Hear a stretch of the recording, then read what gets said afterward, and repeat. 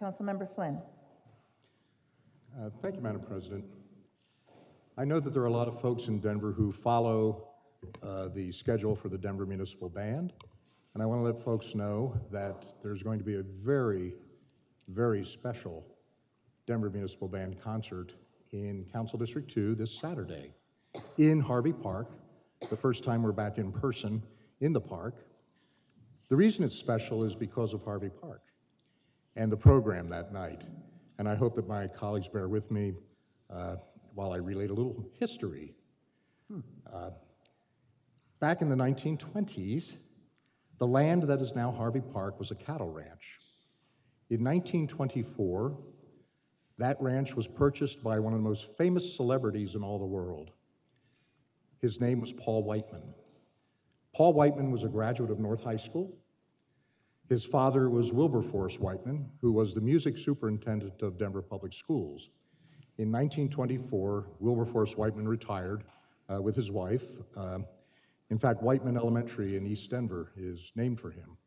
Their son, Paul Whiteman, had gone on to form what was known as the Paul Whiteman Orchestra. It was the most famous big band in the 1920s. It was a precursor to the big band era of the 30s and the 40s. And Paul Whiteman was a son of Denver.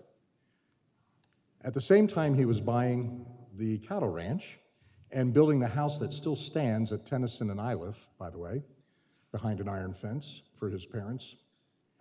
That same time, he was putting an ad in the New York papers challenging, goading, teasing George Gershwin to compose an American concerto.